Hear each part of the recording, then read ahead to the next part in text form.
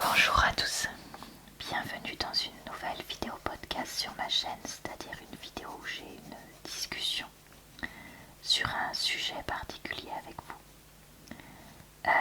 Je fais régulièrement ce genre de vidéo, donc vous pourrez retrouver en barre d'infos, commentaires épinglés et dans le i en haut de l'écran le lien vers d'autres vidéos de ce genre. Et j'en profite pour faire du coloriage dans mon livre. Coloriage mystère vitraux de Disney que je me suis payé avec mon argent pour pouvoir vous fournir un support visuel et avancer ce livre de coloriage parce que j'aime bien. Aujourd'hui j'ai envie de parler des influenceurs et de Coachella et des partenariats et tout ça. Sachez que sur ma chaîne vous pouvez m'entendre raconter mon avis dans différentes vidéos, notamment mes vidéos podcast, David Podcast, mes vidéos de David Livre, David Film, série, documentaire, etc. etc. Donc voilà, n'hésitez pas à jeter un œil à tout ça, je vous mets tous les liens qu'il vous faut là où il vous faut. Alors, j'ai vu sur la chaîne, je crois que c'est de Kiki, je crois que c'est Kiki's Channel qu'elle s'appelle, qu'il y avait des petits influenceurs, voire moyens influenceurs, qui avaient fait des vidéos cette année disant s'il vous plaît, s'il vous plaît, s'il vous plaît, les marques, invitez-moi à Coachella. Ça peut être n'importe quelle marque avec n'importe quoi. Je ferai tous les placements de produits que vous voulez si vous m'invitez à Coachella, particulièrement tel jour. Et donc, elle tombait des nues. Et alors, je peux vous dire que moi aussi. Pourquoi ? Parce que qu'est-ce que c'est que ce genre de comportement ? Il n'y a rien qui va. C'est-à-dire que qu'on ait très envie d'aller à un festival de musique, ça je peux tout à fait le comprendre, ou à n'importe quel festival ou événement, ça peut être le salon du livre ou autre, ça je peux comprendre. Mais en fait, quand on a extrêmement envie d'aller à un événement, on travaille, on économise et on se le paye, en fait, tout simplement. Ah zut, j'ai oublié un petit bout de C. Et donc, je vous avoue que j'ai un peu du mal à comprendre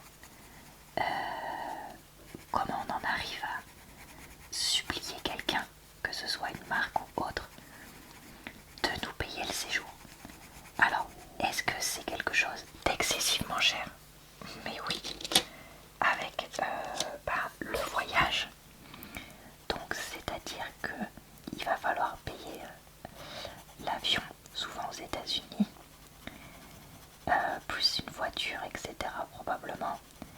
Il va falloir se loger, et à Coachella, comme il n'y a rien juste à côté, c'est loin d'être donné. Il va falloir...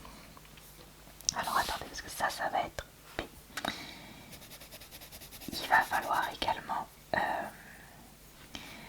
payer l'hôtel et les billets d'entrée. Donc est-ce que c'est le genre de voyage qui coûte excessivement cher ? Oui. Est-ce que c'est justifié ? Pas sûr, mais ça c'est encore autre chose. Mais en fait, quand on en rêve, soi-disant depuis des années, etc., il y a un moment, généralement en fait, on fait en sorte de pouvoir se le payer au moins une fois dans sa vie. C'est-à-dire que on économise, on économise, on économise, on travaille dur et on fait d'autres sacrifices. Et il est possible qu'on puisse se le payer une fois dans sa vie. Et donc, avant d'entendre s'il vous plaît les marques, invitez-moi, moi je veux entendre j'ai sacrifié ci, j'ai économisé ça, est-ce que vous pouvez juste me payer l'entrée ? Est-ce que vous pouvez juste me payer l'avion ou un truc comme ça. Parce que là, j'ai l'impression d'avoir devant moi des princesses ou princes capricieux qui pensent qu'ils peuvent avoir tout sans rien.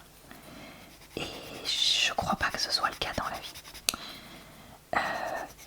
Une autre chose que je trouve qu'il faut dire, c'est pour certains influenceurs, influenceuses, le fait qu'ils peuvent justement se le payer, mais qu'ils ont un peu la flemme et qui préfèrent demander aux marques de les inviter. Oui, bah ça c'est pareil. Ça fait vraiment capricieux, capricieuse, pourri gâté et plus en lien avec la réalité.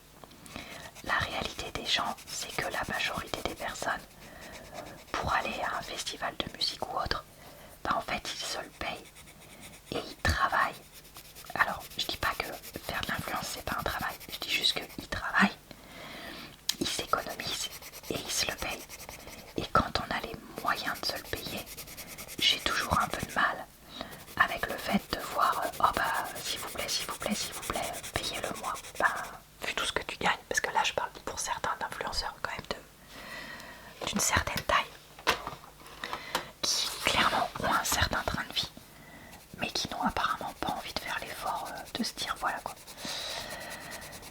Et qui sont spontanément pas invités par les marques. Donc est-ce qu'il n'y aurait pas anguille sous roche quelque part? Et ça c'est vrai que ça rend fou en fait de se dire que ça paraît normal de faire ce genre de vidéos. Alors après, sur les réseaux maintenant, plus ça va, plus on se demande ce qui est vrai et ce qui est fait pour du troll. C'est-à-dire que clairement, il y a un certain nombre de vidéos TikTok de nos jours qui sont faites exprès pour créer de la haine. Encore aujourd'hui, je voyais quelqu'un qui disait n'importe quoi, qui faisait semblant de dire n'importe quoi, des choses mais archi stupides en tant qu'américaine sur la différence entre l'Amérique et l'Europe. Et clairement, mais c'était tellement gros que c'est impossible que ce soit vrai quoi. Surtout le ton sur lequel c'était dit quoi. Donc voilà, écoutez, ça c'est possible aussi. Mais peu importe, je trouve pas ça normal et pas respectueux envers justement les personnes qui ont économisé pendant très longtemps pour pouvoir se payer ça. Et en fait, je crois qu'il y a aussi un problème de nombre de fois. C'est-à-dire qu'il y a un certain nombre de personnes qui ont l'impression que certains événements leur sont dus. Leur présence est due parce qu'ils y sont déjà allés une fois ou deux ou autre. Et en fait, Coachella, je prends cet exemple-là parce que c'est celui-là du thème de cette vidéo, mais vous pouvez remplacer par ce que vous voulez. Ben, c'est pas parce que tu y es déjà allé ou que tu es influenceur ou influenceuse, et peu importe la taille, que ça t'est dû, que tu as le droit d'y aller chaque année. Au contraire, le fait qu'il y ait énormément d'influenceurs qui y aillent, bah, ça fait monter les prix des logements et de tout. Et donc ça rend plus difficile l'accès pour les autres. Et ça, c'est quelque chose qui m'énerve énormément. Parce que c'est vraiment le côté... Alors, je répète, Coachella, c'est avant tout un festival de musique. Donc là, c'est le côté... L'art, c'est que pour un luxe et que pour une partie de la population. Parce que, encore une fois, bah là, le but, c'est d'écouter de la musique. Et justement, j'en viens à mon point suivant. Je crois que Coachella a complètement perdu les pédales. Parce qu'en fait, le problème, c'est que comme c'est devenu un festival très apprécié des influenceurs qui y vont, mais même pas pour écouter de la musique. Moi, j'ai déjà vu des personnes vlogger à Coachella. Il ou elle allait voir un ou deux concerts max, voire parfois, dans les meilleurs cas, un peu plus. Mais en fait, Coachella, c'est devenu Influencella, on va dire. Dans le sens où c'est... je passe la journée à me préparer. Il y a des maquilleurs et maquilleuses professionnelles qui vont à Coachella, des coiffeurs, coiffeuses, nail artistes, stylistes, qui vont même pas au festival, mais qui vont juste sur place, à côté en fait, entre guillemets, dans les logements des influenceurs et tout ça, pour les préparer. Et d'ailleurs, j'avais vu un scandale de personnes qui s'étaient fait complètement escroquer. Parce que en gros, c'était des personnes à qui on avait proposé un partenariat. Tu me coiffes pour Coachella, tu me maquilles pour Coachella, et je mentionnerai ton compte, ton magasin, bref ton commerce en échange parce que tu es un petit influenceur, etc. Sauf que certains d'entre eux se sont fait complètement arnaquer, dans le sens où il avait été convenu, parce que c'est parfois des maquillages et coiffures très particuliers qui demandent des heures de travail. Il avait été convenu de faire, je sais pas moi, tant de stories et un post, etc. sur TikTok et un sur Instagram, je dis un truc au pif. Sauf que derrière, on a une seule pauvre story avec juste leur nom marqué en tout petit, etc. Et quand ils demandent quand est-ce que va arriver ce sur quoi on s'est mis d'accord, la personne les ghost complètement. Ça c'est pareil, hein. On vous voit. Les comptes qui font ça, ça finit toujours par ressortir. Donc non, voilà. Mais bref, quand je disais que voilà, c'est devenu des vidéos de je me prépare, je me maquille, des vidéos TikTok, des posts Instagram, mais quasiment rien à propos de la musique. Enfin, moi j'irais à un festival comme ça, je dirais oh là là, j'ai trop hâte d'aller voir tel et tel et tel et tel concert. Parce qu'un festival, c'est pas juste un seul concert, c'est plein de concerts. Donc quand j'entends certaines personnes dire oh là là, je suis trop contente, je vais aller voir Justin Bieber, ok, qui est déjà en tournée, je prends un nom au pif encore une fois, parce que je crois qu'il est déjà allé à Coachella. Alors qu'il est déjà en tournée, ou alors que je sais que la personne l'a déjà vu en tournée, encore une fois je me dis mais on se moque de qui en fait. Ça, j'ai un peu de mal aussi avec les personnes qui achètent des tonnes de billets de concert pour des choses ultra connues et ultra demandées.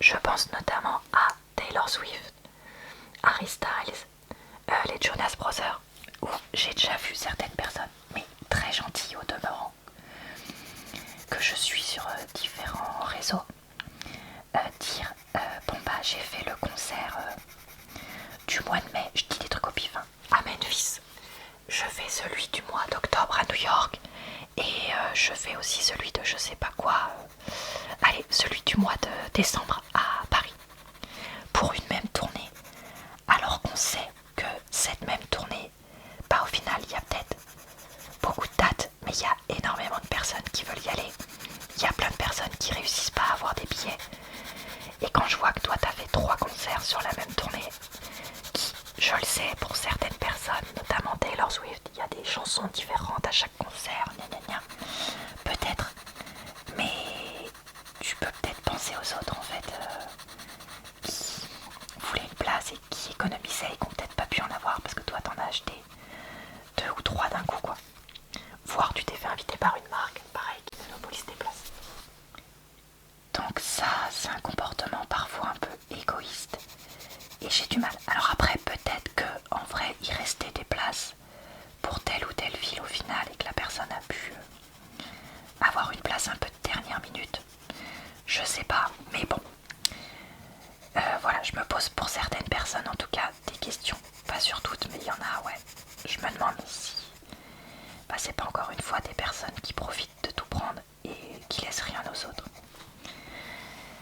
Et donc, ouais, le côté, un autre côté qui va, où rien ne va dans cette histoire, c'est aussi le côté où je suis prêt à faire tout et n'importe quoi pour faire un truc sponsorisé de l'autre côté, dans le sens où je suis prête à vendre n'importe quelle marque si en échange vous m'amenez là-bas. Mais en fait ça veut dire quoi ça? Ça veut dire que en gros nous on essaye de faire confiance à certaines marques, à certains influenceurs, mais en fait on nous prend complètement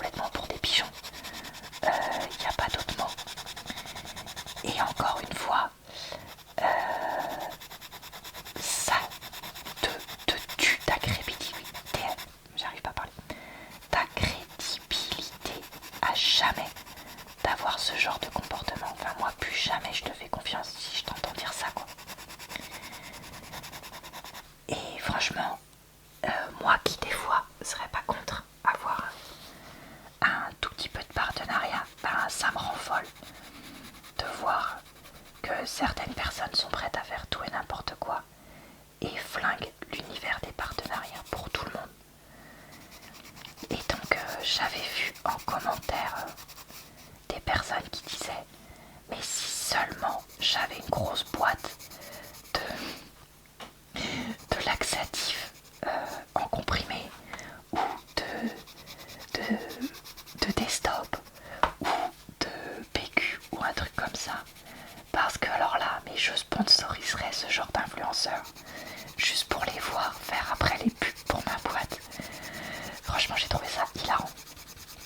Et ouais, j'aimerais bien que ce soit le cas, que les personnes qui répondent, ce soit Destop, ce soit Sopalin ou des trucs comme ça. Parce que là, alors là, ce serait énorme. Mais ouais, franchement, ça dégoûte un peu parce que voilà, en fait, quand t'es honnête et que t'essayes juste de faire bien ton truc sur les réseaux, bah t'as l'impression que t'es l'exception quoi. Moi, je rêverais, comme je disais, il y a certains partenariats ou produits gratuits que je rêverais de recevoir. C'est des choses que j'ai déjà évoquées, mais c'est pas grave, je profite de cette vidéo pour le redire. Notamment, moi j'adorerais, mais alors j'adorerais recevoir des livres ou des magazines gratuits, que ce soit papier, audio ou numérique, pour que je puisse donner mon avis dessus dans le cadre de mes vidéos Booktube, pour que je puisse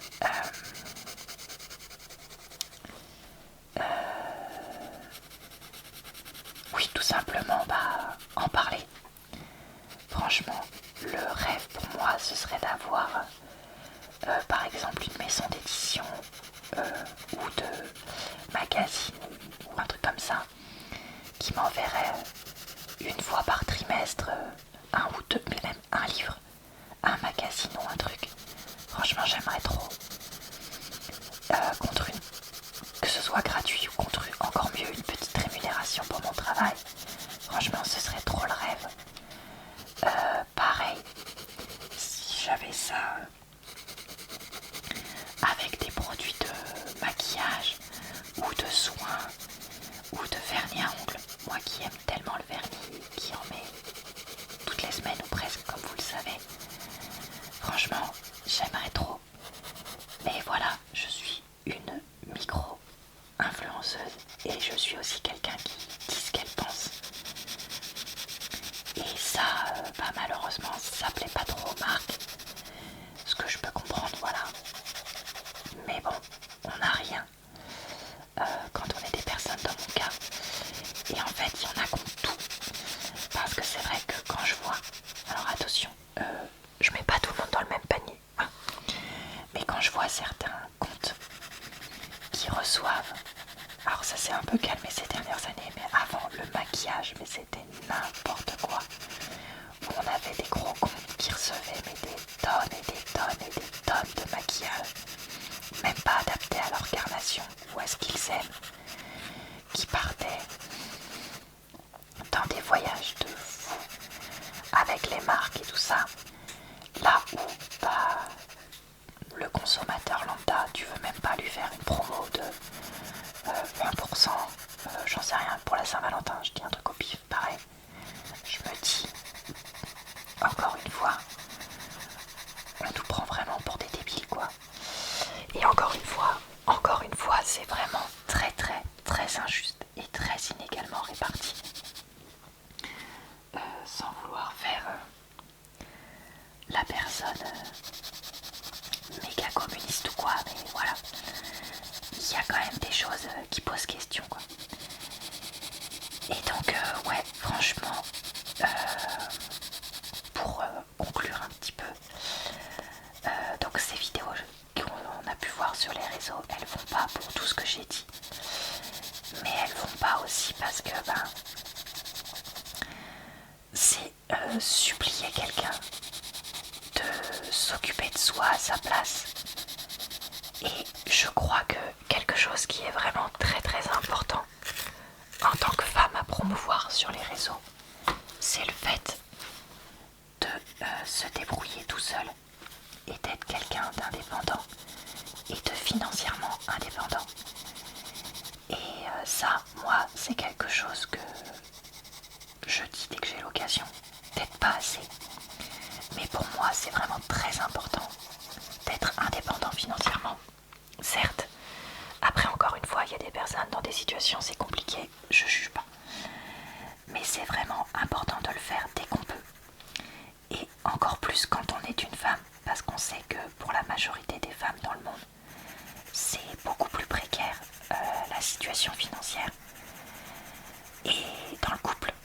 Et donc pour moi c'est hyper important de pouvoir se payer ce qu'on veut quand on le veut, comme on le veut, et sans avoir quelqu'un qui nous critique ou qui nous pose des questions ou qui nous met des bâtons dans les roues. Et donc voilà, moi je trouve qu'encore une fois ce genre de choses fait passer l'inverse du message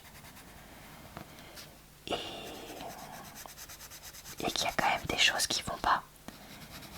Alors peut-être que certaines des personnes qui font ça sont influenceurs ou influenceuses, parce que moi j'ai vu que des femmes, mais il y a peut-être aussi des hommes qui l'ont fait.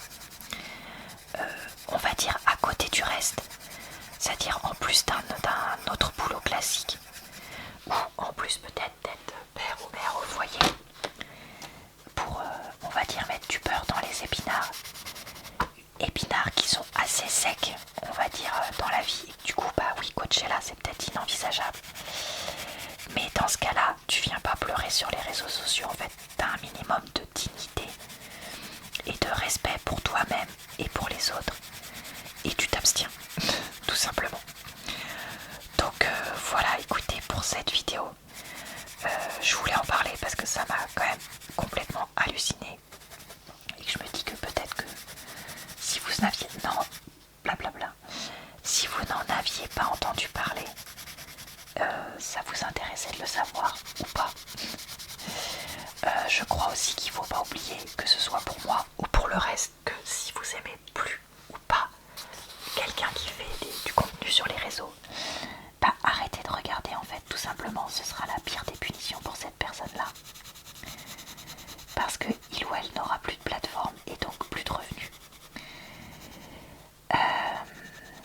Et je crois que ça c'est quelque chose qu'il ne faut pas oublier.